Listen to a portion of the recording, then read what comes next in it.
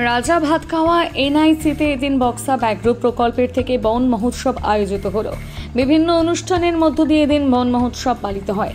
অঙ্কন প্রতিযোগিতা আয়োজিত হয়, এলাকায় ছাত্রছাত্রীরা অংশগ্রহণ করে। এছাড়া গাছের চারা বিলি করা হয় এবং বৃক্ষরোপণ করা হয়। এদিনের অনুষ্ঠানে বন দপ্তরের আধিকারিকরা, সারা এবং বিশিষ্ট জনেরা উপস্থিত ছিলেন।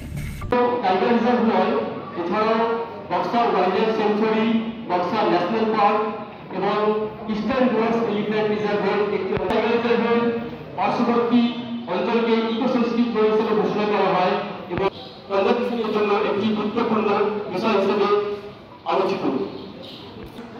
দেখতে পাই আমাদের অঞ্চলে প্রায় 8 ধরনের ফরেস্ট বা জঙ্গল আমি আমাদের আজকের অনুষ্ঠানের ক্রমানুসারে আমি আমাদের জেলা পরিষদের school days they learned the habit of growing saplings।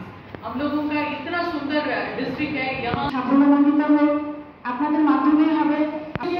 প্রাকৃতিক ভারসাম্য রক্ষা করার জন্য আমাদের গাছ কাটতে হবে, গাছ লাগাতে হবে এবং এই সবুজায়ন ভাবে ঝুলন্ত আকারে এটা স্মার্ট কেসিয়ে কাজটা করেছেন এবং সেই বলুন 2-4 লাইন, তারপর স্যার কয়েকটা হয়তো প্রশ্ন হবে। দেখুন, যে আমাদের বন মহোৎসব থাকে, এটা তো পুরো আপনার স্টেট লেভেল একটা প্রোগ্রাম থাকে। তো আমাদের আলিপুরদুয়ার ডিস্ট্রিক্টে আমরা 16তে এই প্রোগ্রামটাকে রেখেছিলাম আর কি।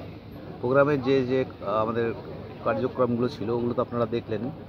কিছু আমাদের আর্ট কম্পিটিশন হয়েছিল, বাচ্চাদের ওদের প্রাইজ ডিস্ট্রিবিউশন হলো, কিছু প্ল্যান্টিং হলো আপনার বিভিন্ন লোককে দিয়ে। এভাবেই প্রোগ্রামটা করা হয়েছে। স্যার, এবার কত চারা দেওয়ার লক্ষ্যমাত্রা আছে?